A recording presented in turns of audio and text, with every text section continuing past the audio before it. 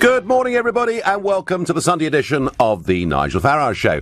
I've come here this morning hot foot from the BBC studios, the Andrew Marr programme, still a very good programme, but interesting to see just how many of the guests and commentators on shows like that are very much part of the liberal metropolitan elite.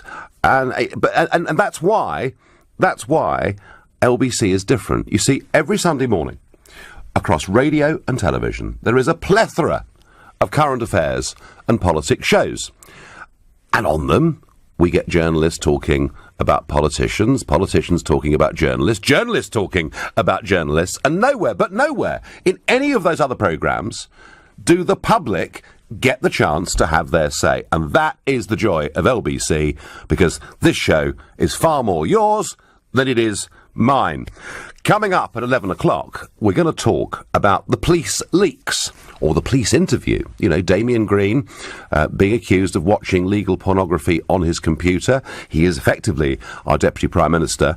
Should retired police officers be able to talk openly about things they saw and found and give their opinions on once they're retired? Or is it... I mean, you wouldn't expect a doctor to do that, would you? I mean, a doctor in retirement would not tell a Sunday newspaper or do a big interview and talk about a patient's condition. Should there be stricter rules about what police officers can and can't say? And I have to say, for me, with that story, I think it's now more about the way the police have behaved than it is about what Damian Green may or may not have done in his office on that computer. But to begin with, this was the week when the government agreed that we're prepared to pay, apparently, up to 50 billion sterling. Let's get some sort of context on that. It's a lot more than our annual defence budget. That apparently is what we're prepared to pay to leave the European Union. And I wonder, given that tomorrow Mrs May goes to Brussels to have lunch with Jean-Claude Juncker, that'll be quite an event. Old Juncker enjoys lunch and a glass or two of wine. I'm sure Mrs May will be on the water. But she's got to get from Juncker and Tusk and the others, she's got to get a tick in the exercise book that says we have made sufficient progress so that we can move on to talk about trade at the big EU summit, which takes place in Brussels on the 14th of December. That's the one at which the presidents and prime ministers of all 28 countries will be there together in one room. And I'm just wondering, you know, what does Mrs May need to get in return for our 50 billion? And I want your views. Perhaps you think it's a deal with Ireland so there'll be no border between the north and south. And if that's what you think is the absolutely key thing for her to get for all this money, then call me on 0345 6060 973. Perhaps you think we shouldn't part with a penny unless we've absolutely got a free trade deal guaranteed in return, in which case text to 84850. Or you might be feeling a bit the way I am about this, which is that this Brexit bill is way too high. And if you agree with that, tweet using the hashtag Farage and LBC at LBC, and you can watch me on Facebook and comment there too. Straight into it. Matthew from Heathrow. Matthew, I mean, I'm personally amazed there's been less opposition to the concept of paying £50 billion than there has. Well, Nigel, I think we're going to have to pay that. So we've got to get that free trade deal so we can sort the Northern Ireland issue. Otherwise, unfortunately, I've got to say, we're not going to be leaving. The government's going to fall if they don't get that free trade deal. And to get that, also, we're going to have to pay a monthly. Hang on, Matthew. There's lots and lots of points there. But surely, by definition, it's not a free trade deal if we have to pay for it. Well, it's free trade what we got at the moment. So no, it's not free. But at the moment, you know, we're always hearing these benefits of free trade. We have tariff-free access to a single market, but it's not free trade. We're paying 10 billion quid a year to do that. And we're going to have to carry on paying that. And I mean, if we don't get this trade deal, so we can move goods for free or for frictionless. Yeah. Basically, we're not going to solve the Northern Ireland issue. And basically, I'm going to come on to Northern Ireland, Matthew, in a sec. I'm going to come on to that in a sec with you. But how? I mean, given what you've just said, and I do understand that you know it makes it much easier for business. But you know, I look at America, I look at China, I mean, they sell about €500 billion worth of goods every single year into the European single market without any free trade deal whatsoever. Well, yeah, but it's not frictionless trade. And basically, I mean, the goal is if we could carry on paying what we're paying now, we could get the more control of immigration, what everyone voted for, and also we could do deals with the rest of the world. So Yes. We've got the best of all worlds. And I mean, but to get that, I understand that. No, Matthew, I understand the logic of that argument. I just think that the 10 billion a year we're currently paying and the 50 we're prepared to pay to leave isn't worth it. But let's move on to Northern Ireland because actually, if you think about it, the demands that our bosses in Brussels made, on money we've met it. Basically, they said jump. We asked how high, and they are prepared to accept that number. Not surprising, really. What about Northern Ireland? That seems to be now the big sticking point, is the border between the north and the south. Yeah, well, basically, I mean, I think Brussels has already said what we need to say. We basically just need to say is that we've got to move on to those trade talks to find out what's going to happen to the border if we get the free. But we can't. Yeah, but they're saying we have to satisfy their demands on the Irish border before we move on to trade talks. Very sensibly, Liam Fox has been saying, but hang on, you can't do one without the other. Well, basically, what we've got to say to the government, UK government has to say the same as what Brussels is saying, that Ireland is going to have the final say. Once we're on the trade courts, what we've got to get through to, basically, if we don't get that frictionless trade, then basically the UK and also Ireland are going to say it's no deal. And then basically that is when we're going to actually have to revoke the Article 50. There's going to be another election. And just get on with it.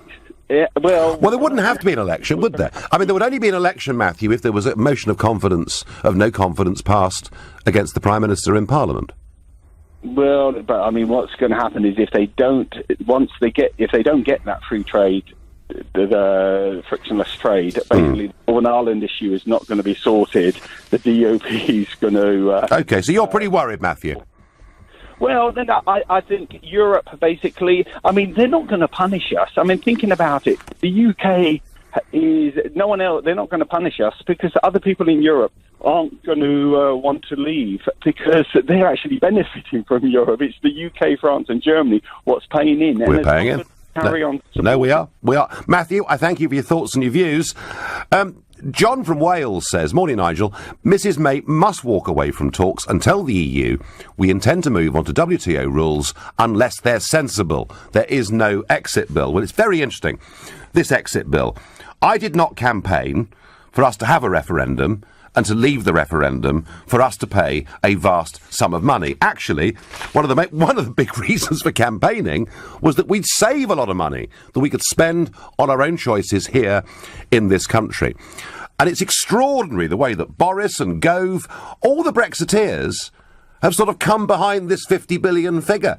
I even saw people who supported Leave in the newspapers writing it's cheap compared to the annual contribution we're making. And I think the government, which after all was elected on a pro-Brexit ticket, is in danger of getting out of touch with public opinion.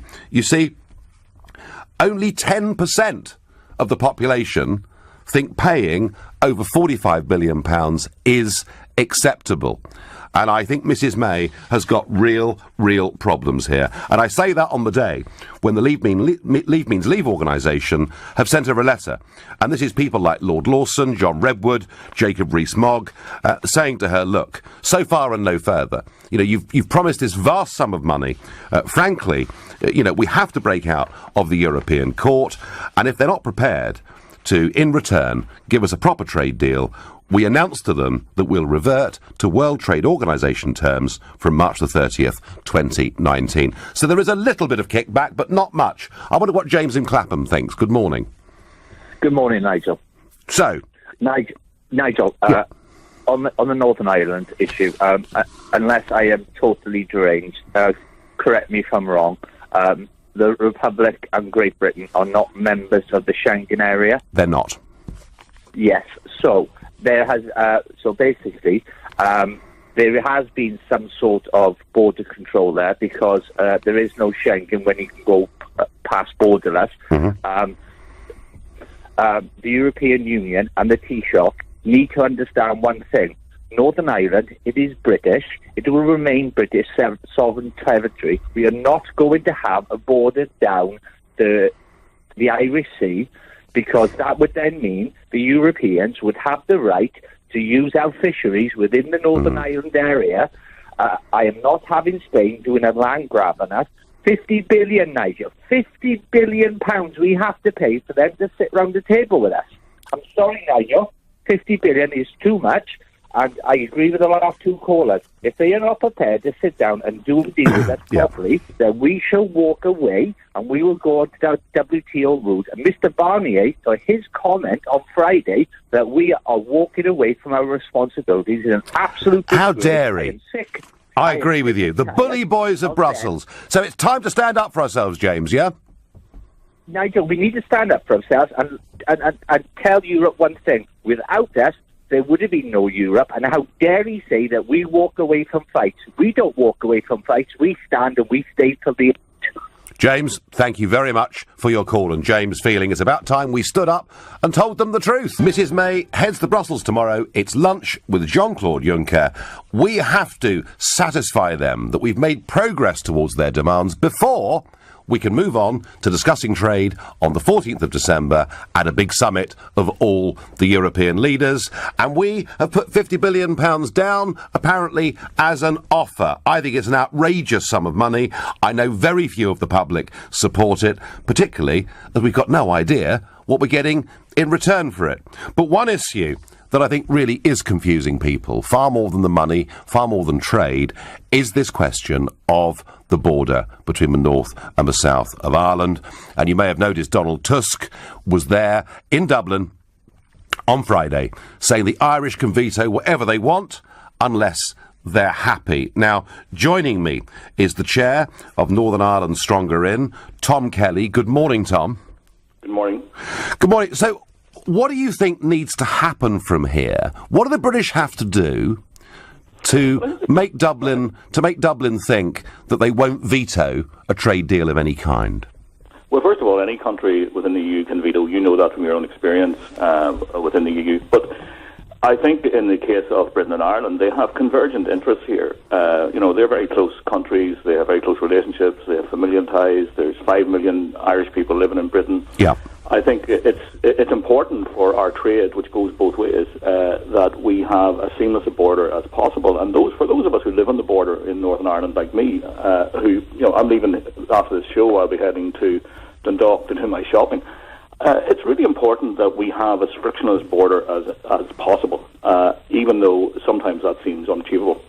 Yeah, okay, as frictionless as possible. Now, when it comes to the movement of people, Tom, the common travel area between Ireland and the UK has been there since, I think, 1921's when it started, wasn't it? Yes, but it has been suspended several times. It was suspended during the economic war in the 1940s and 50s. But mercifully, we've moved beyond economic wars, and we've moved, hopefully, forever beyond the big sectarian wars that we saw. So we do have, free movement. Neither country's in Schengen. It is this issue of customs, isn't it, that really is the sticking point? It is the issue of customs, because you've got to remember, as some senior police officers have pointed out over here, Nigel, that when you have a customs post, you're going to have someone to protect it. And if you have someone to protect it, as we've proven in the past, it's not possible. The most bombed place in Northern Ireland was the customs post up at the border, between Derry and Newry and other places along the border. And it couldn't be policed with 15,000 soldiers, 10,000 police officers, an array of customs officers. It's not going to be policed now. No, and but as it exists now, there is a sign, isn't there, that says that you're going into Northern Ireland? There's a sign on the Northern Ireland side which says to Northern Ireland, yes? Yes, there is. I thought Bertie Ahern, the former Taoiseach, the former Irish Prime Minister, was very interesting on this. He was talking about using technology and, cameras and number recognition plates of lorries and commercial vehicles. Doesn't have to be absolutely on the border, does it? Well, it depends how you look at it. I prefer there's no border at all, but then I'm an Irish nationalist. But that's not where we are, is it? We talked about customs facilitation posts, which is what the new term for these border customs posts seem to be, and they're talking about locating them in Armagh and Banbridge, which is 15, 20 miles from the border, which would be interesting and may not please everyone in Northern Ireland, but that's a difficult thing to do anyway. No, but I mean, Tom, I wonder whether, and you're a self-declared Irish nationalist, I wonder whether in some ways this dispute is not being used by Irish nationalists to attempt to change the constitutional position of Northern Ireland within the United Kingdom. No, it's not, because people like me have been participating fully in the democratic process in Northern Ireland, and the Remain vote had over 30% of unionists voting for it as well. It had a majority of people in Northern Ireland voting to remain within the EU because it was important to agribusiness, it's important to cross-border healthcare, it's important to cross-border educational projects.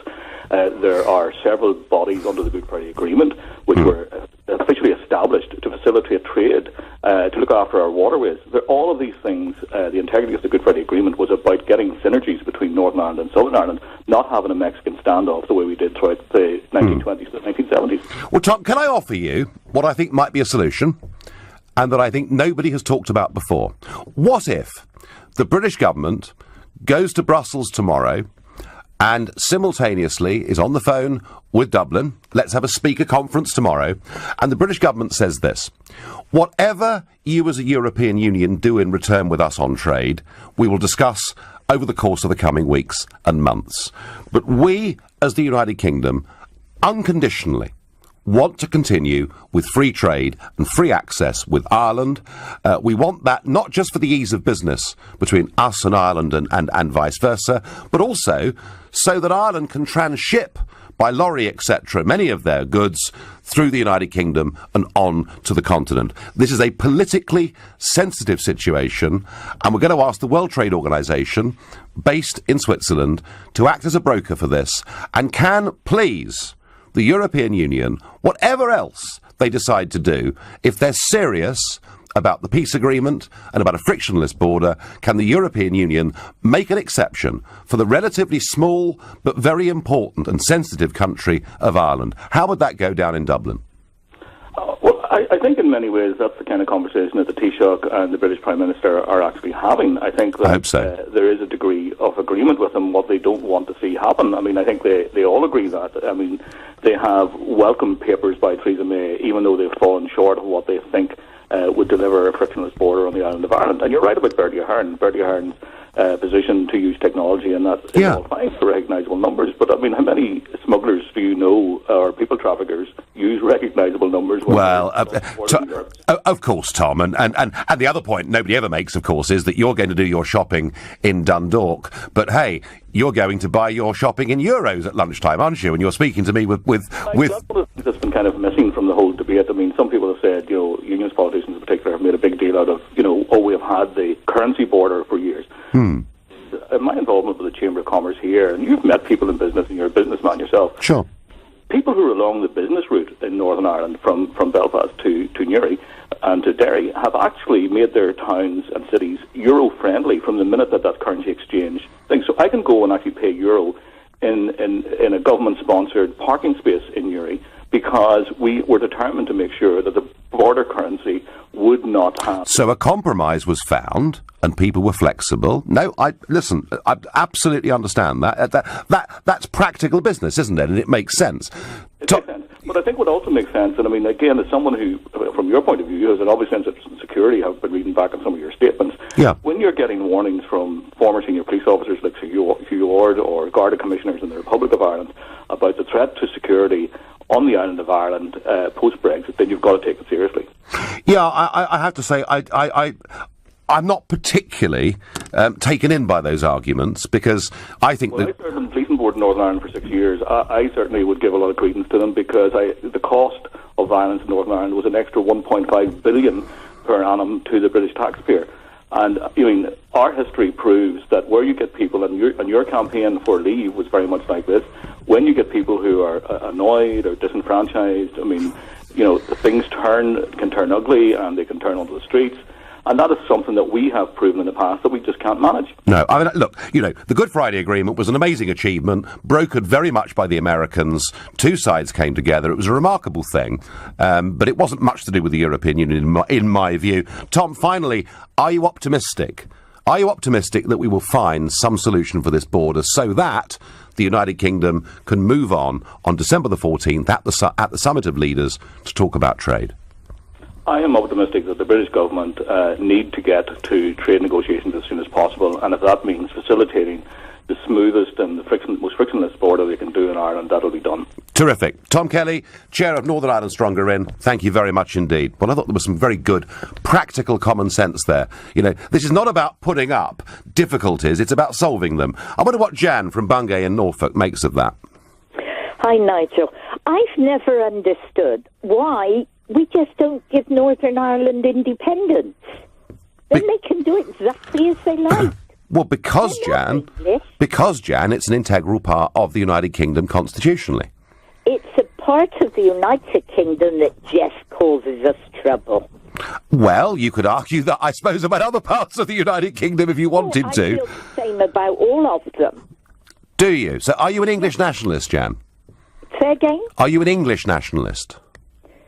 No, if I'm any nationality, I'm where I lived for 50 years, and that's South Africa. Right. Okay, fine. Jan, if the British government was to say that it was going to detach the United Kingdom, Northern Ireland, from the United Kingdom, do you know what would happen? The Troubles would start up all over again. Even when you come to that, Nigel, the Troubles actually weren't anything to do with us. Look, I do feel Britain or England spends its time making up for the past. I presume we're making up Oliver Cromwell and so on from there. The rest of it, to be honest, I don't think the English are very concerned with religion. Well, no, you may well be right about that. And Jan, I think your point of view that Northern Ireland, over 50 years, has cost us a fortune and caused us aggro, and why don't we get rid of them? I do not support that. It's not a majority view, but Jan, I tell you what, you're not on your own saying that. I've heard it before. I thank you for that point of view. It ain't going to happen, but I thank you for it. So Mrs May goes to Brussels to have lunch with Jean-Claude Juncker with a bag with 50 billion in it. And that apparently is what we're prepared to pay over. But I'm asking you, what does she need to get in return for that big sum of our money? But first, the Trump tweets, the row, the furore over the last few days, the level of moral indignation that we've heard on our radios and seen on our televisions. And, you know, I said on the day that I thought it was perhaps in poor taste to do this, but I didn't think he had a clue who Britain First were, and I'm absolutely certain of that. And it's led to calls for him to be banned. He mustn't visit the country. In fact, Chris Brandt, Labour MP, even suggesting that if he comes, we arrest him for race hate crime.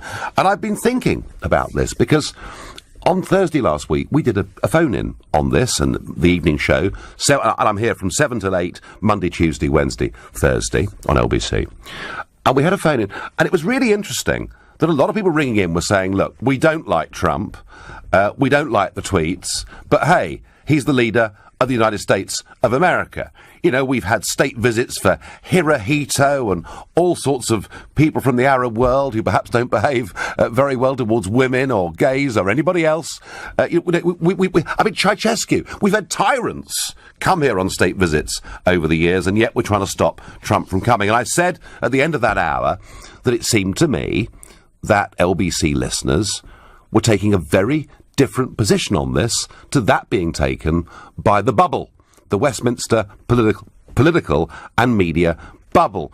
And very interestingly, LBC did a poll on this. And look, LBC as a station has no political opinions. What it does do, it gives you a variety of presenters with differing opinions right across the spectrum. And I think, you know, in many ways, the listenership reflects that. So, an LBC poll on lbc.co.uk, are you for or against a Trump state visit in 2018? And 28,000 of you voted in that poll. It's a lot of people. And 74% said yes, let him come. 26% said no, keep him away. And I genuinely believe that LBC listeners are absolutely at the heart of what public opinion really is across this country. In fact, some people said to me on the phone the other night, yeah, let him come so that I can protest against him, which is fine. In a democracy, you're entitled to do that. So back to this whopping sum of money, 50 billion. It's outrageous, in my view. I hope she's going to get something good back in return. I wonder what Jason in Sutton thinks of this. Good morning, Jason. Good morning, Nigel. I've got a couple of very quick points to make, and then I'll leave with a question, if I may. Sure. 50 billion is a drop in the ocean. Drop in the ocean. Oh, right. I mean, back during the referendum campaign, you ask any Brexit supporter, do you realise what the cost of Brexit is actually going to be, the cost of leaving the EU? Don't care. I'll pay £4 for a pint of milk if I want to. I don't care. As long as we leave the EU, doesn't matter what it costs. That was the regular response that I received many, many, many times over. Okay. So 50 billion, that's the price of leaving the EU. It's not the price of getting a trade deal. That's what it's going to cost for leaving the European Union. Well, actually, Jason, it costs nothing to leave, does it? It costs nothing to leave. But the Prime Minister... obligation that we've signed up to over the years, and if we break those obligations and we break those agreements, what other normal country in the world is going to sign an agreement with us, knowing that we're just capable of breaking it and walking away with no penalties? Jason, Jason, hang on. Let's just examine this. It's a big point you raise. Look, this country has never defaulted on its obligations across the world. We've never defaulted on debts. I mean, many other countries have. Jason, as to what our obligations are and what their obligations to us are, I tell you what, in any reasonable analysis, it wouldn't be anywhere near 50 billion, would it? Well, let's take the second point. Last year, the City UK put out a report last week. The tax contributions to HM Treasury from the financial services sector in the UK was £76 billion in 1 year. That's the tax contribution from the financial services sector. They claim that if we lose passporting rights to the European Union, which is an automatic given when we leave the EU, because that's what leaving the EU actually means, the loss to HM Treasury just from financial services could be £50 billion. Oh, hang on. I'm sorry, Jason, this is nonsense. The fact you don't have an EU passport, what you have is equivalence. That is the legal term in financial markets, and we certainly have equivalence, and we're certainly compliant to European standards in every single way. Correct. Today we are, but March 19th, 2009, March 29th, 2019, we lose that equivalence as soon as we... No, we don't. No, we do not. No, we do. They make any change. Jason, our legislation. We lose passporting rights because we're leaving the European Union and freeing ourselves up to do whatever we want with the rest of the world. But we will have equivalence on March the 30th, 2019. But anyway, go on. You wanted to ask me a question.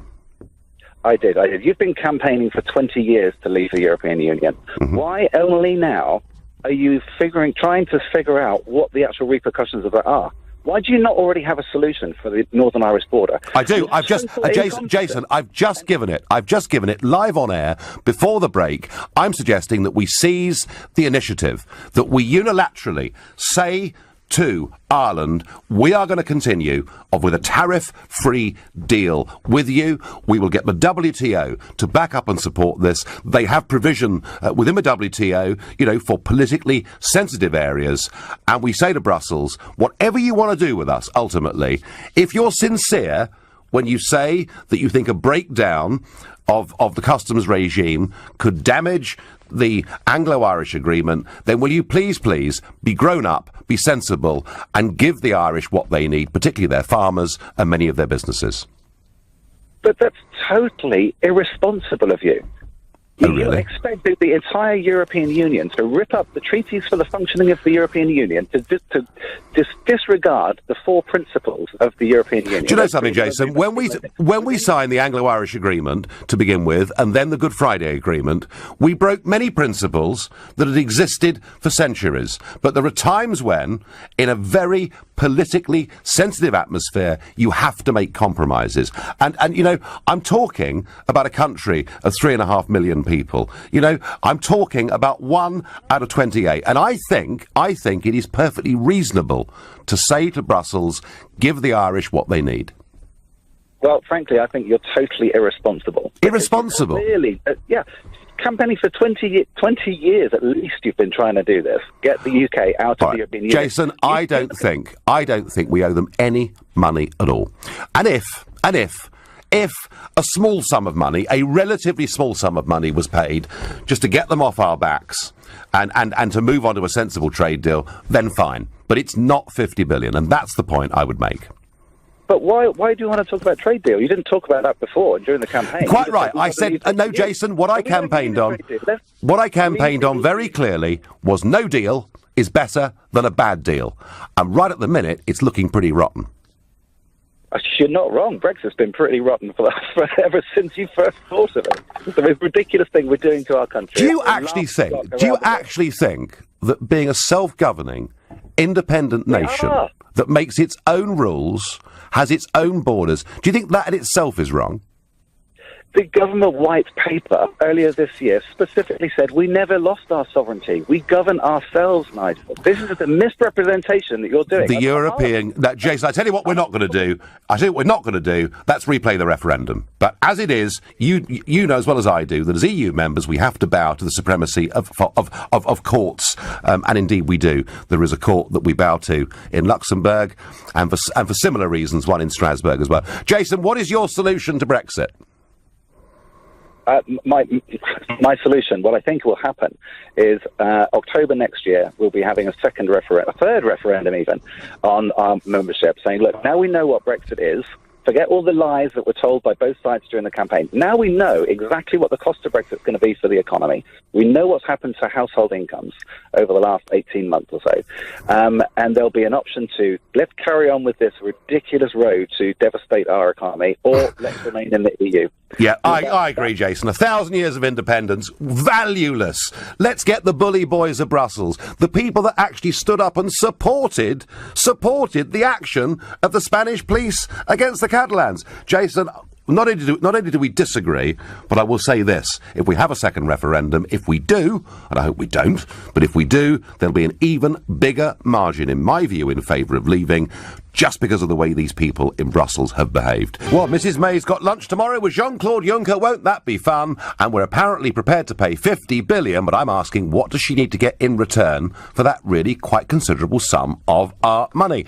And there's no shortage of opinion and messages. On Facebook, Jamie says, if Theresa May pays 50 billion, then that needs a vote in the House of Commons to approve it. Stephen says, if business wants this deal, let them pay for it, not the taxpayer. Stuart says, we don't need a free trade deal. We go to WTO, and anybody who wants trade pays the tariff. Kevin's depressed about it. He says we have no leverage because we chose to leave. Well, some would say, Kevin, one of the reasons we chose to leave is we had no leverage within, because David Cameron went off there believing he was going to get some concessions. Had he got some concessions, I don't think we would have voted Brexit. I think he'd been able to persuade the public that we might not, be really in love with this organisation, but when push comes to shove, we can get something back for it. On Twitter, the satisfaction of knowing that we've not done a runner without paying the bill, so we can still be trusted in our dealings with other countries. Well, yeah, I understand that, but it's not 50 billion. I wouldn't pay Brussels a penny, says another one on Twitter. It's not necessary. Well, it's not necessary. You're right. And when it comes to this 50 billion bill, I looked at the figures in the Financial Times in the week. I mean, basically, the European Union thinks we should go on paying money into the Common Agricultural Policy years and years into the future. And what is happening here is Brussels is refusing, as say a family would, whose income had gone down. They'd go on a cheaper holiday next year, wouldn't they? Brussels is refusing to do that, despite the fact we, who pay 16% of all the bills in that union every year, despite the fact we're leaving, they are not prepared to reduce any of their spending programmes, and we are going to pick up much of that tab. Philip is calling from Windsor. Good morning, Philip. What does Mrs May need to get? Morning, Nigel. I think for 50 billion, she needs to get a decent pudding tomorrow.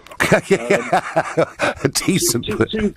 Two points if I may. Yeah. First of all, the border again. Yeah. Last time I looked, we were two separate nations, and the Irish can do whatever they like on their side of the border. They want to release wild tigers to control it, then that's their choice. Right.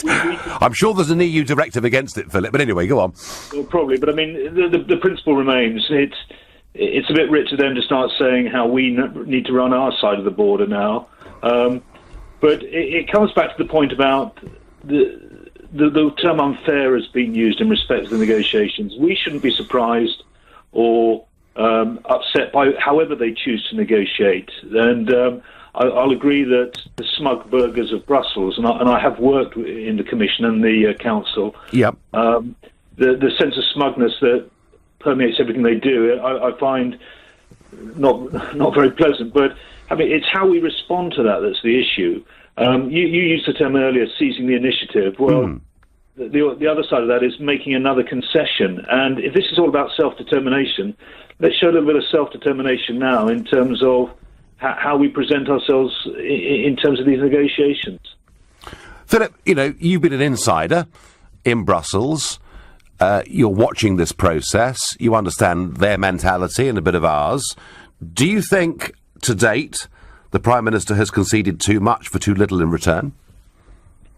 Oh, well, absolutely. I mean, the EU tactic is just to string it out for as long as they can, because they can see that the havoc that it causes when they do. I mean, the border suddenly sort of sprung up out of nowhere again. And why has that suddenly become an issue? So, Philip, what do you think Mrs May should say to Juncker tomorrow? Here's a deadline. If we haven't agreed the process by that particular deadline, we're off. Say it and mean it, yeah? Yeah, well, you have to. Yeah. I mean, we're looking like victims in all of this, and ultimately the economic factors will drive the whole process. We shouldn't be shy of standing up for ourselves. And I suppose my other message to the EU would be, once this is all over, and it will be all over at some stage, you've got to live with us, and we've got to live with you. So you're setting the conditions for a pretty acrimonious, ongoing relationship, even after the divorce. Yeah. Mind you, Philip, who knows in the next 2 or 3 years to come what other problems they'll have with other member states who might be beginning to feel a bit like us. Philip from Windsor, fascinating phone call. The EU have no intention of negotiating. That is why they keep moving the goalposts, says Laura from Shenfield. Brexit, the sums of money are too great. And remember, it's not a divorce, nor leaving a club bar bill. We don't owe them anything. Also, there isn't any such thing as free trade, only who pays. That's the view of Alf in Halifax. I'm going to ask Michael in Dartford in Kent, what do you think Mrs May needs to do at that lunch table tomorrow? Good morning, Mr Nigel Farage. What a pleasure it is to speak to you. First-time caller to the show. Welcome.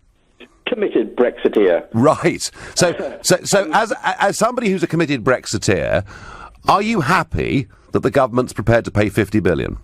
Absolutely disgraceful. And it's on the exit bill that I want to speak to you about. The question I want to field is this, and the maths, as I understand so far, is that if it is $8.6 billion a year, from 2016 to 2019, it's going to be an estimated $30 billion. Yes. With the government now wanting to use a further $50 billion as for divorce settlement, what the Theresa May is wanting to have a further 2 years in the European Union. The total bill is going to be somewhere in the region of $100 billion. I reckon 80, Michael, but you're certainly in the right direction with this, and this is a point I've been trying to make. So we vote to leave. We vote to leave, or we did, on the 23rd of June 2016. On track. We leave at the end of March 19. That is a net payment of between 25 and 30 billion. The 50 billion on top includes the 2-year transition period. At least that's what I think it means. But, Michael, either way, you're quite right. It isn't just 50 billion. It will be, if this is the way it ends, from the moment we voted to the moment we leave, at least 80 billion pounds. But the point is, and I think that the general public are missing this point, and it's only sort of dawned on me actually only very recently, the general public are under the illusion that it's just 50 billion and it's goodbye. It isn't. It's a further 2 years at least membership fee into this pot. Well, depends how you look at the transition. I mean, there are some people, Michael, who say, look, actually, 50 billion's cheap. It's cheap if what we get is a free trade deal in return in perpetuity. There are some who argue for that.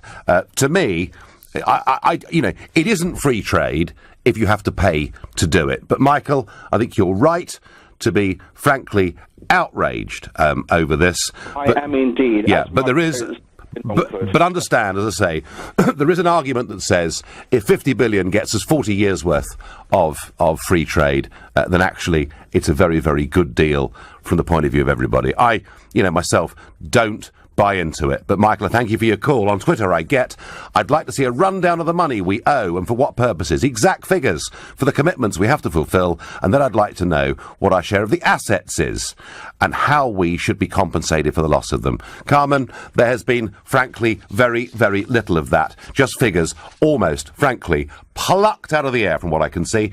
I've got time for one last caller. Very quickly, Paul in Barking. Good morning.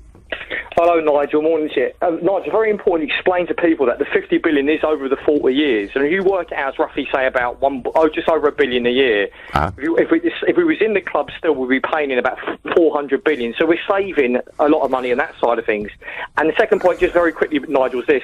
They're going to be pushing now, the Chukwuemungers, the Owen Smiths, they'll be pushing out a second referendum. Don't fall into the trap. What they're trying to do here is say, we can't be paying this type of money for Greek Wi-Fi for this bill where we're paying for a manor house of the EU.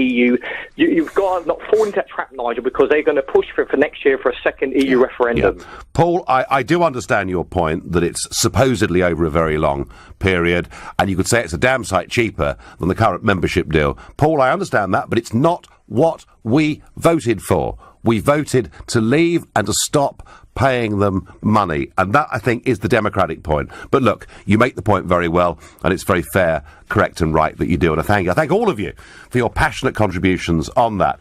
So 9 years ago, there was a police investigation into leaks that were purported to be coming from the Home Office.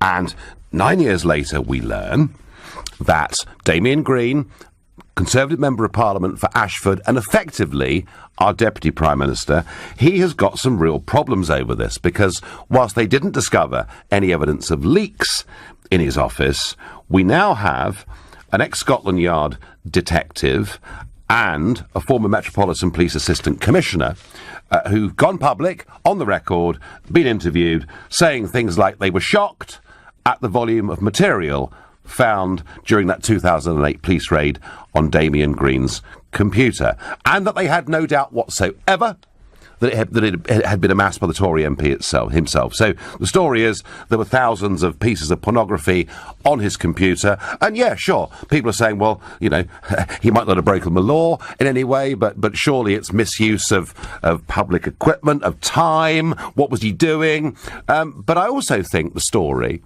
has become as much about the actions of those police officers. Is it right that somebody working on official business, looking at government leaks, who finds something else, makes that public many, many years later? And Sir Peter Fahey, the former Chief Constable of Greater Manchester Police, has said how uncomfortable he is with much of what's been said.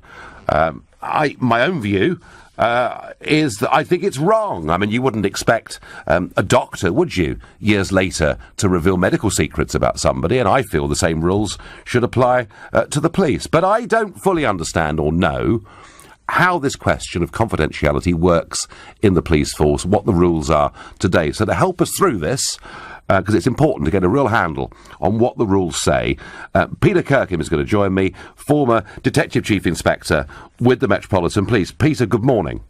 Good morning, Nigel. So what are the rules, Peter? So let's just say you're a serving police officer. What are you bound by in terms of confidentiality? In terms of when you're a serving police officer, the situation is very clear. If you breach confidentiality, if you make unauthorised disclosures, then you're going to be committing disciplinary and criminal offences, and we have regularly seen officers being prosecuted for criminal offences like misconduct in public office and things like that, and even going to prison. Okay. And certainly being sacked on a regular basis. There are officers, if they are found to have disclosed confidential information when they're serving, then they're dismissed.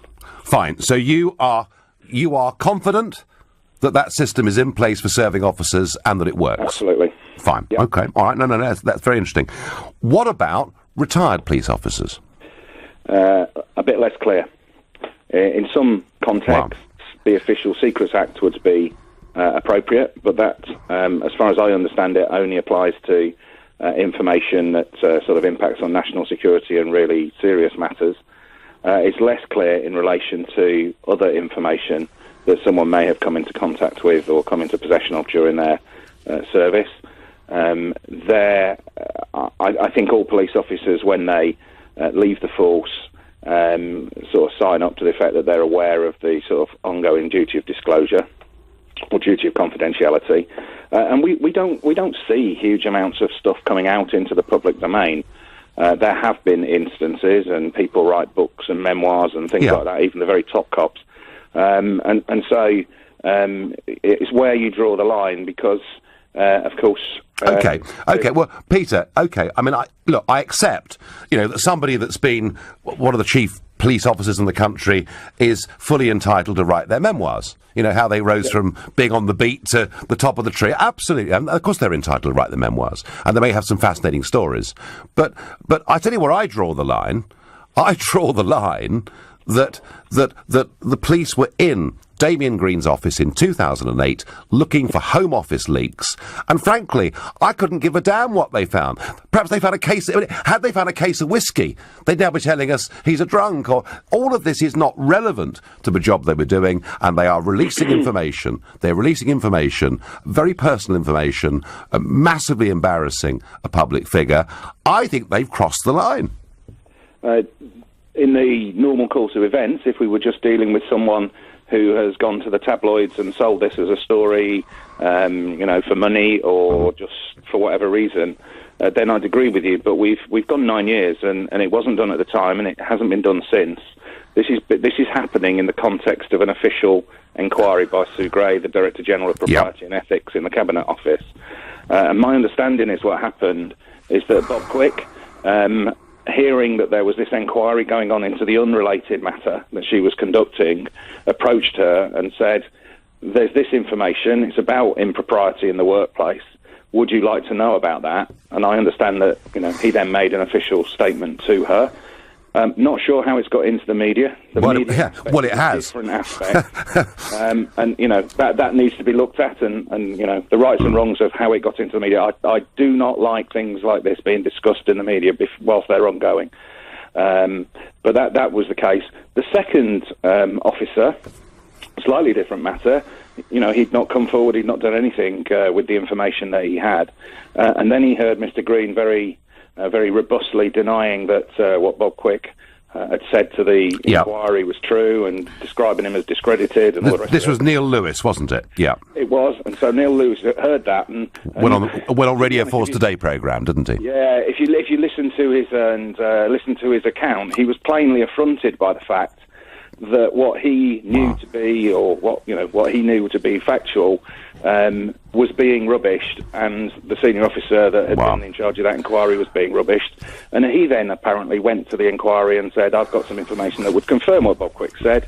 They didn't get back to him, and he then chose to go to the media. Well, I think a lot of the general public were plainly affronted about what he was saying. I mean, I'm going to ask you this, Peter Kirkham, up straight.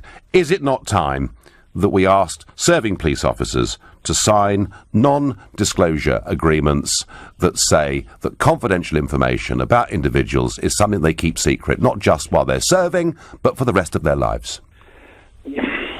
I don't like non-disclosure agreements. They're used by the powerful to force people not to disclose things that are embarrassing or wrongdoing. And we've got the whole concept of whistleblowing.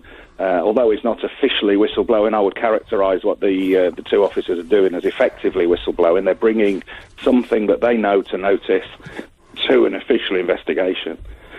If you've got a non-disclosure agreement in place, then we wouldn't have heard about the fiddling of the crime statistics. If you've got a non-disclosure agreement in place, we wouldn't have heard a lot about Hillsborough. If we'd got non-disclosure agreements in place, a huge amount of wrongdoing would be covered up. And that's where wording them correctly is important. I was talking specifically here, about information about individuals where and there's no allegation of the law being broken here. That's really the point, I think. No, for sure. And you said you weren't bothered about what he had on his computer. I would say maybe you should be bothered. There's security issues there.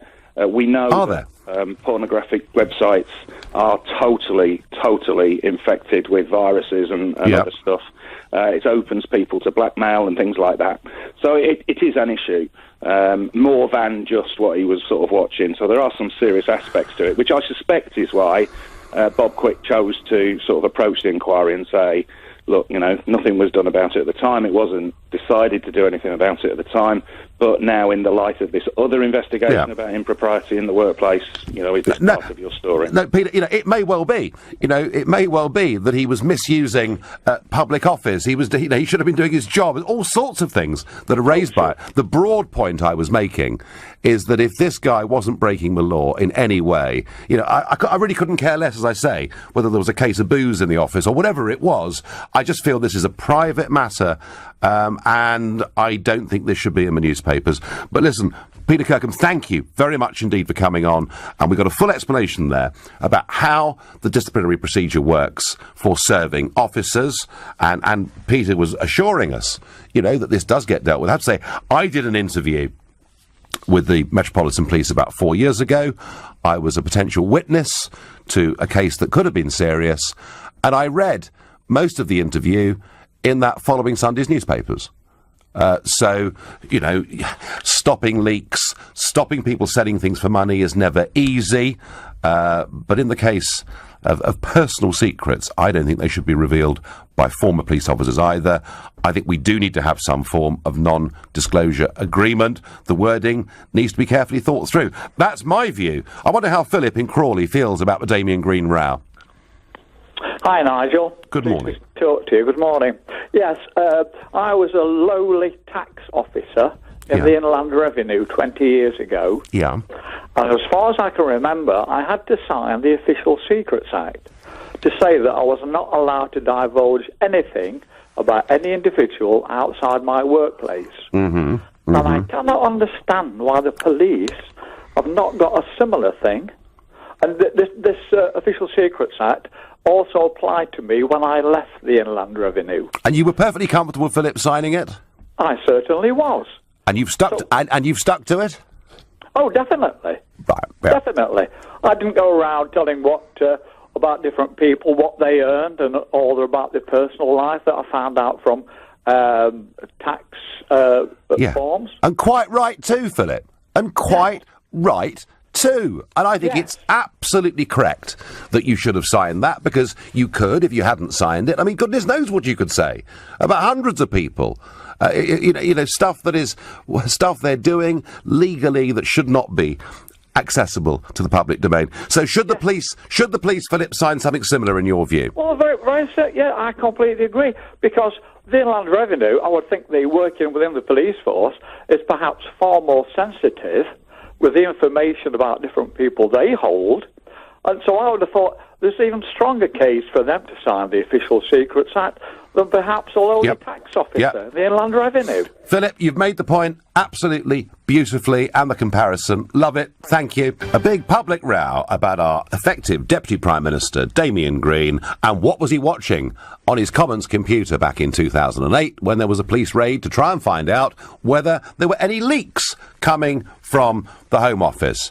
And yes, it's been raised that it may be using, a parliamentary House of Commons computer raises certain security issues if he was looking at pornography sites.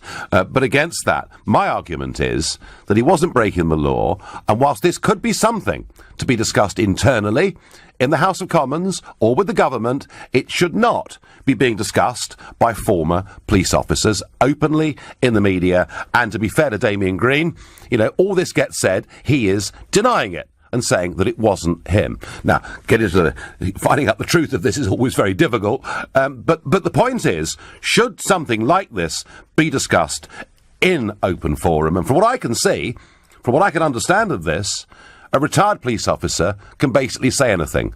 A retired doctor can't say anything. And we had, before the break, a tax inspector, Philip, was on saying he'd been made to sign, the Official Secrets Act because he would not be able then in later life to talk about prominent public figures and their tax affairs. And that, to me, seems reasonable, but it's how you word it, it's where you draw the line. Maybe Simon in Gateshead can help us through this.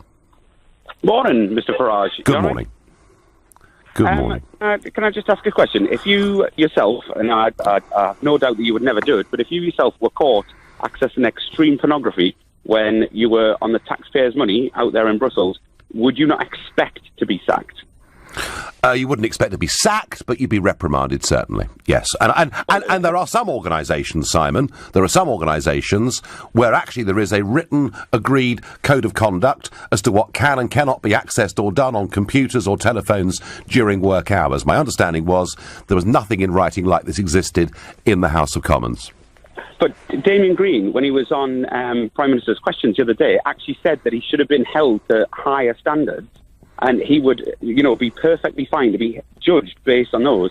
And what he was doing was, in between sending personal emails, he was actually accessing extreme pornography. Right. Now, what kind of message does that send to the kids of the nation? No, well, why don't we put some cameras in his bedroom as well at home and find out what he gets up to there? I mean, the point is, Simon, the point I'm making... what he's doing outside in his bedroom, you know what I mean? He can do whatever he chooses, but he was in Parliament accessing pornography from a computer that was owned by... How do you know he was doing that?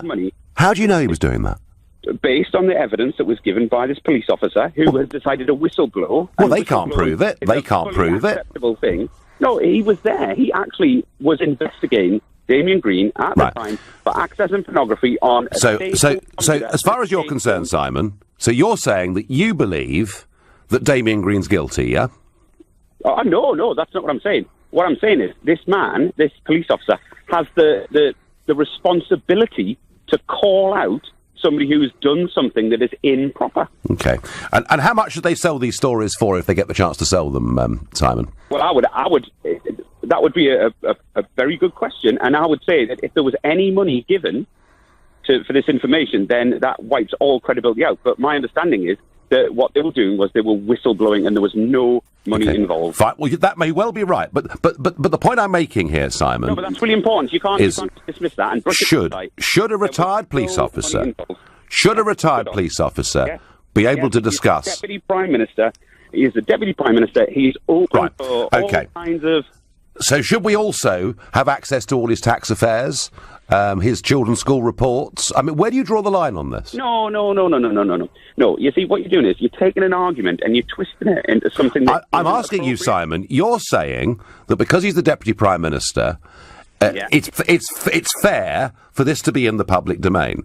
And I'm saying I've got deep... If I, as a public servant, was to access pornography on my work computer, I would be instantly suspended pending investigation and would face the sack. So if you popped out to lunch, Simon... Sorry, Nigel, 2 seconds. So as an MEP, because you still go to Brussels sometimes, don't you? I know you've got like radio show and all that kind of stuff, but you're in Brussels and you're in your office and everybody's gone for the day and you've still got lots of important work to do about how to rip out the European Union. You close the door, you lock it, you access pornography. Is that appropriate? It may not be, but is it a matter? No. No, I think you're missing the point here, Simon. The point, Simon, here is very simple.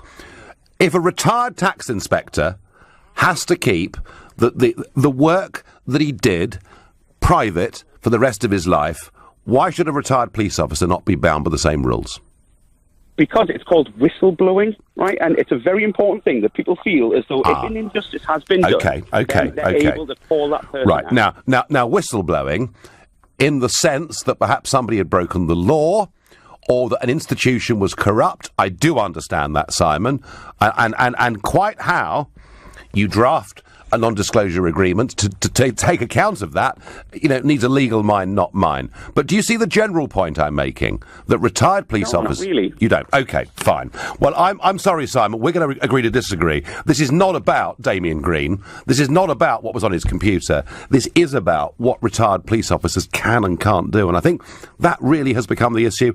I take your point about what was happening at work. I understand that. And in many jobs, he would have been sacked just for that. But those rules were not in place at that time.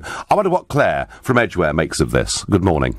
Yeah, good morning, Mr. Farage. Well, I'm hugely reassured by the behaviour of the policeman, and it was beautifully articulated and explained by the officer who said that what had happened is this police officer found a colleague being denigrated and denounced, and that he was being told that it was all fictitious and invention and confected and all the rest of it. And he went to the person who was conducting the investigation, he said, you should be aware that I found corroborating evidence on the computer, and it backs up what my colleague said. There was no, from what we are told in the public, there was no money exchange. It wasn't done for malicious reasons. It was done by an officer who still had a policeman's conscientious attitude to his work. And we in the health service, if we take 5 minutes from a pressing, hard day, go into the restroom, and we choose to access pornographic material, which, as everybody knows, is hugely infected with viruses and can bring down our system. And in fact, we did have our system brought down recently by some people say that emanated from Chechnya when we had that terrible virus. I remember, we are not suspended. We are instantly fired, and that is the way it should be. This is a member of the government. If anything happened to Mrs. May, then this man would step in as Prime Minister. If it became known widely that he has a penchant for extreme pornography, and it sounds like it was extreme, then he is very blackmailable, and somebody in the government must be held to a higher level. Supposing Claire is innocent. You don't seem to understand. Supposing no, Claire, you seem to have judged him to be guilty. He denies this.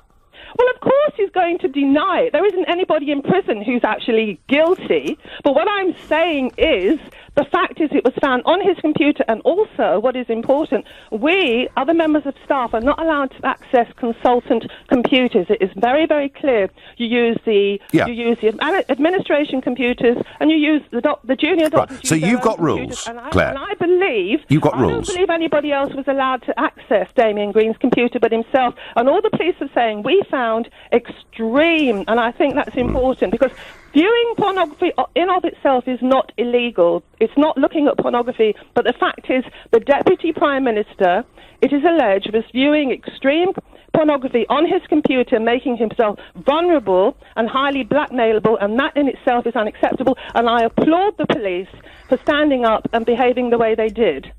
Claire, you've got rules as to what you can and can't do within the National Health Service on computers, and it's absolutely right that you do, and I do take your point about threats and viruses, and I get all of that.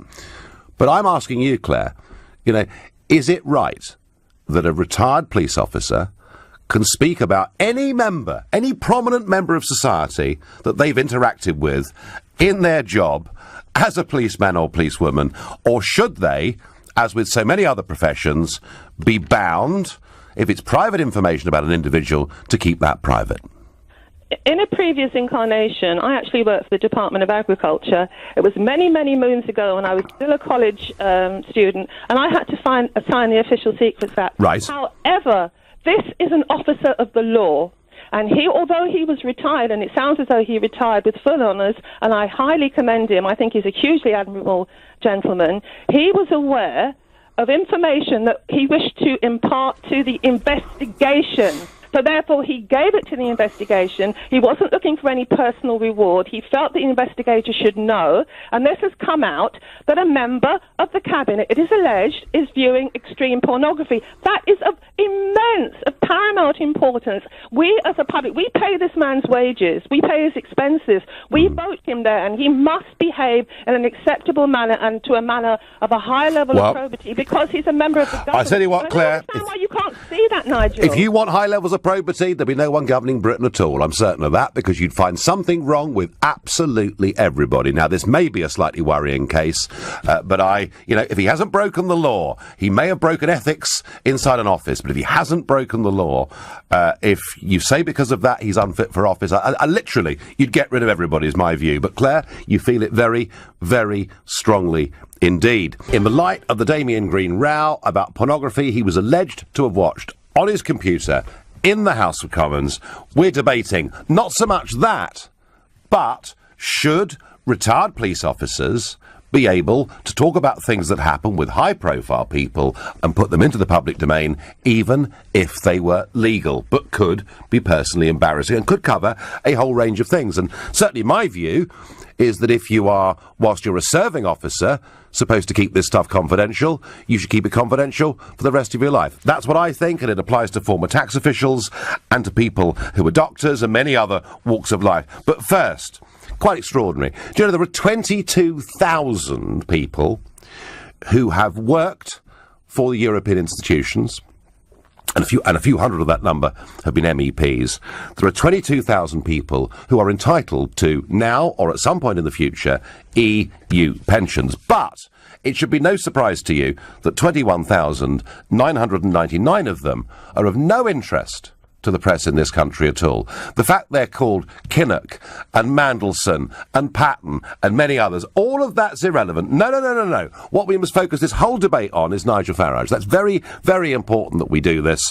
And I was asked back in 1999, when I went to the European Parliament, would I accept the salary? Well, the answer was yes. Actually, I was going to be taking a very significant pay cut to go and do it. And would I ultimately accept the pension? And I said yes. After years of this, and perhaps after I'm dead and gone, I thought my family were at least entitled to this. But that is, so I've been consistent on this all the way through. And yet, you know, we've got Tom Newton down of The Sun saying that Nigel Farage refuses to give up his MEP's pension. He really did just say that. I've got the Mirror saying the same thing. I just find it quite extraordinary that I'm singled out every single time as the villain of the piece. However, I very much doubt I'm going to get it anyway. We are dealing in Brussels with bad people who act completely arbitrarily on money. You know, I've been fined before for doing all sorts of things. They've currently given me a huge financial demand for something I can't, frankly, quite work out. I know one MEP whose retirement lump sum is not being given to him. If you support the European Union, you will get your pension. If you've opposed it, I think you'll be very lucky to get anything. Have a think about that. The Sun, the Mirror, and everybody else, and look at the sort of money that's being taken away from people over the course of the last 6 months. But back to this issue of whether police should or should not sign non-disclosure agreements. I'm a retired police officer, and I had to sign the Official Secrets Act on leaving, so I can't understand why this officer is saying what he is. Interesting. As a serving police officer, I'm appalled that officers breach the law in relation to privileged and confidential material, not to mention the laws involved. It is a basic breach of integrity within the organisation. Police officers should never disclose this type of information while serving or retired. And needless to say, I haven't got names on those. So there is a little bit of confusion here. You know, do some police officers sign the Official Secrets Act and not others? I don't know the answer to that. I guess that's all it can be. Chris is calling me from Fulham. Chris, how do you feel about this? And should the police be bound by confidentiality in retirement as well as when they're serving? Morning, Nigel. I've quite a bit to say. We've spoken before. Just to remind you, I am one of your biggest supporters. I am a Brexiteer. I do understand what, I think his name was Jean-Claude said in 56, when he said that the federalisation of Europe should always be hidden. Yeah. No, Chris, we'll debate that another day, mate. But so just to let you know that normally I'm completely on your side and waving your flag. Right. On this matter, however, we differ greatly, and you're in danger of becoming a comedic character on this. The police officers in question, and every police officer, signs the Official Secrets Act, the same as a soldier does. But that's the Official Secrets Act. That covers, that can be spread to cover what was divulged, but it's not. That would normally be a club hammer to open a walnut. It's not normally used for things like this. Now, as for NDAs, they only work for people that have multi-millions of pounds and in-house solicitors behind them, because you can choose to ignore an NDA, and as a individual serving officer or ex-officer, you wouldn't be able to take on the fight unless you got public support, because you wouldn't be able to afford to. What you said this morning, what you haven't said this morning is that Damian Green should have been reported to the Ethics Standards Committee for what he was using his computer for. It should have been checked for exactly what has been said. Downloading porn opens up your computer to a multitude of viruses and infections, and your whole network is at risk. Also, the fact that he was doing it at his Westminster office. If he chooses... Allegedly, Chris, allegedly. You know, he does deny this. Okay, well, look, I know for a fact, with my knowledge of technology, that will have been held on the Westminster servers. It's easily proved whether he did or didn't if it's put forward to the Standard and Ethics Committee now. But what should have happened is it should have been, was it, I'd like to know, was it reported to the Standard and Ethics Committee? Because don't forget why the police were there in the first place. Damian Green invited them in there to find leaks in the Home Office, and it backfired terribly on him. Now, I know I'm not a conspiracy theorist. I don't particularly like Damian Green, but things could have been put on his computer to be found because he'd invited them into Westminster. But Chris, we are discussing actually a different point. Yeah, I understand people are very exercised about what the effective Deputy Prime Minister may or may not have been doing on his computer, and we've had people who feel, you know, that he's basically morally shown he's not up to the job. Well, let's see whether he's innocent or guilty. But Chris, the point is, when you're a serving police officer, you're bound to be confidential about people you interact with and not talk about them or their families or what furniture they've got or whatever it may be. You are bound as a serving police officer not to disclose those kind of personal details. Is it fair and reasonable that in retirement you should be able to talk about it? No, that it's a thick black line under it, and it's no. Well, there we are, Chris, because that's the debate. That is what we're debating. I mean, I'm trying not so much to talk about Damian Green and those computers, but more to talk about what should we expect of public servants. And I thought the first caller I had, Chris, on this, who was the retired tax inspector, who said he had to sign something, which means he can never talk about, you know, high-profile figures, tax issues. I thought that was fair and reasonable, and so did he. And that's my concern, Chris. My concern is that it seems, you know, when we did interview earlier on Peter Kirkham, former Detective Chief Inspector to the Met, you know, he did say himself that when it comes to retired police officers, the rules were pretty unclear. So I just want some clarity, Chris, and I do think that this leaves, you know, a lot of... I'm not just talking about politicians, it could be footballers, it could be anybody. It leaves a lot of people very open. It does. I mean, when I say a thick black line under no, all right? Yeah. That is if it's just to write their memoirs, to make some money off a book, to do a tabloid story. If it is in the public interest, maybe there should be a committee that they can go to.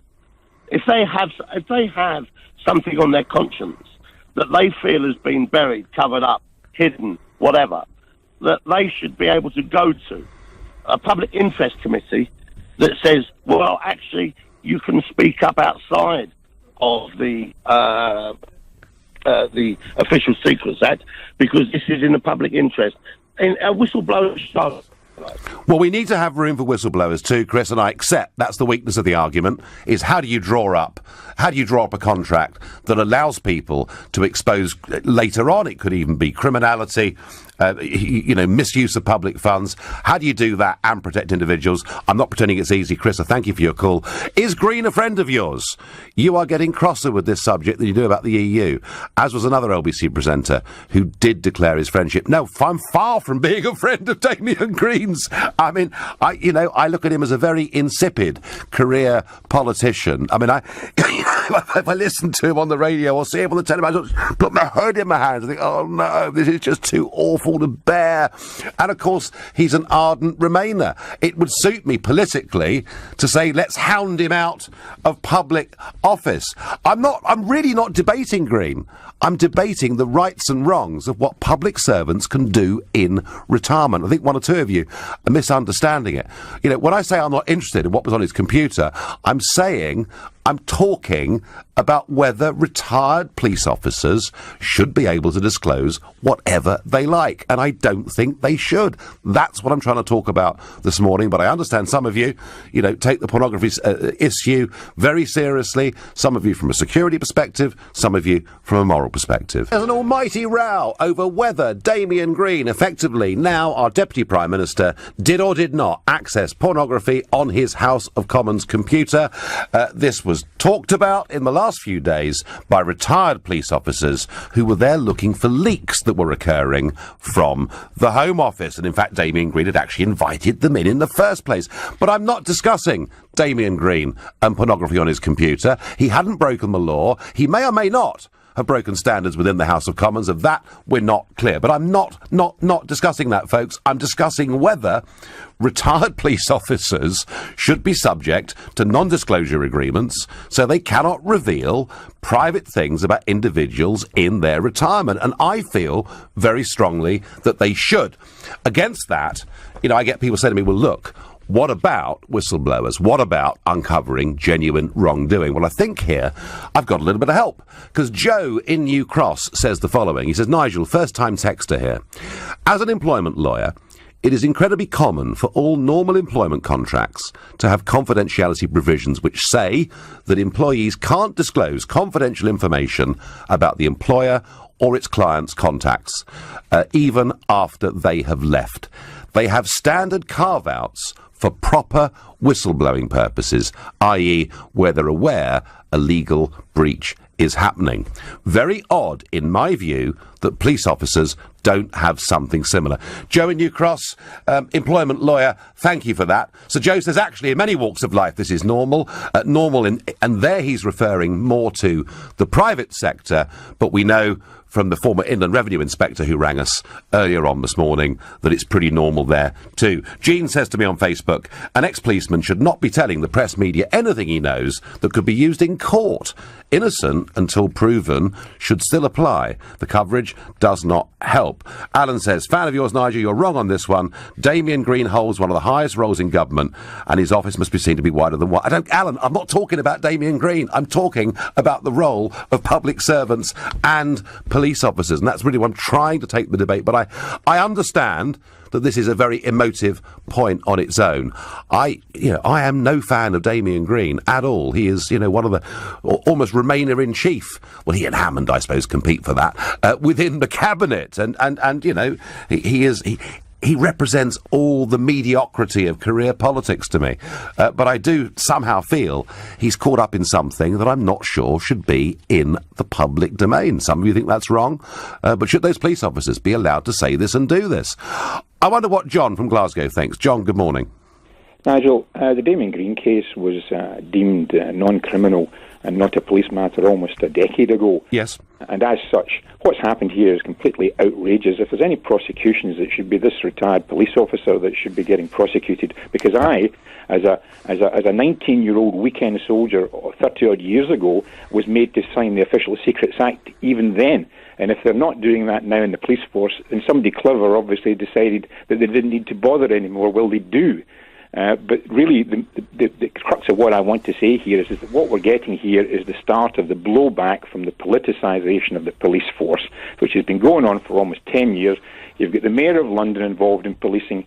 You've got police and crime commissioners, elected officials of England. We've had politicisation here in Scotland. The regional forces have been done away with. Police Scotland has been set up.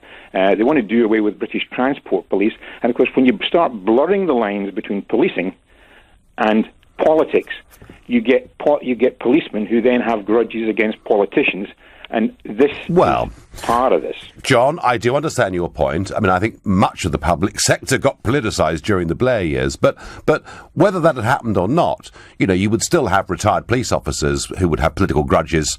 They might be on the left, they might be on the right. These things work both ways. But why, John? Why? When we spoke earlier on in the programme to a retired senior policeman, why have the police not got something in place? I mean, you said yourself, as a Territorial Army soldier, you had to sign something. What's gone wrong here? Well, I suspect it's probably just something that they've stumbled into, and like many things in life that are actually important, somebody clever somewhere has said, we just don't need to bother with that anymore. Probably this guy hasn't signed the Official Secrets Act, but if they haven't, and it's hit or miss all over the place, that's the first thing the first time somebody who signs up even for the Territorial Army and the police force should be asked. No, I take that point, John. I absolutely take that point. I thank you for the call.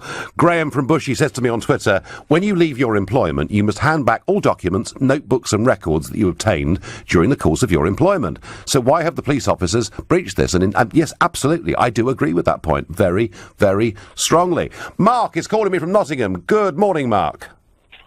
Morning, Nigel. I'm a retired police officer, right? And I have to say that it goes actually a lot to the character and credibility and their own standards of the police officers or retired police officers who've done this. I and many of my colleagues have been involved in many types of incidents and wouldn't dream of exposing information that was not didn't need to be exposed, was not part of an investigation. And, you know, I question, if this is 10 years ago, why has it come out now? Because Damian Green is now the Deputy Prime Minister. Yes. So he's in a position where Bob Quick can get his own back because he had to resign because of what he did back in 2009. I think I smell a rat. And police officers, in my experience, aren't given advice about what you can and can't say when you retire, but it's common sense. It's your own standards. It's your own... Mark, you know, and just as I've said that Damian Green may be entirely innocent, you know, we mustn't question... I mean, I'm not going to allow Bob Quick's motives to be questioned without him having right of reply. But, Mark, as a retired police officer, tell me, what are you bound by? Did you sign the Official Secrets Act? What did you sign when you served? And what applies to you now as a retired police officer? I signed the Official Secrets Act when I joined, and you sign an employment contract, and that employment contract and the Official Secrets Act doesn't terminate. It's related to the information that you become, you get hold of, you're aware of during your service. And my assumption is, because to be honest, I wasn't told when I retired, that it continues, and that's what police officers do. And this is why it's grey, Mark, isn't it? Very great. Listen, thank you, Mark. I've got to move on. I've got time for one quick last call. Gordon, we haven't got long, from Slough in Berkshire. Good morning. Good morning to you, Nigel. Thank you for taking my call. As somebody who retired in comparatively recent times, it's been very interesting debate. And yes, you do get reminded with another form at the end of your service around the Official Secrets Act. But surely here I'd suggest to you, Nigel, the issue is one of political integrity. And your previous caller was quite right saying that policing has been politicised. But this is one of public interest. The position this man holds and the way he's trying to paint himself in the eyes of the public and put down the police, effectively. I don't suggest it's point scoring on the part of the officer that's raised his head above the parapet. What I would suggest is it's one of integrity. And he's calling out the integrity of Damian Green around the way he's chosen to paint himself as a political figure. And this issue, therefore, surely must be in the public interest. OK, well, he is Deputy Prime Minister. What he did would be a breach in most work organisations, though it doesn't look like those rules were in place in the House of Commons, and I understand that. Is it a matter of public interest? Well, anything about an individual is a matter of public interest. It's the fact that it wasn't illegal, Gordon, I think, that perhaps causes me the most concern. But listen, I thank you for the point. Well, it's a subject that's raised some very, very strong emotions. A lot of you think Green was entirely wrong, if he's guilty, of viewing pornography on a Commons computer. I still feel that former police officers should be bound by confidentiality, not just during their service, but when they've retired too.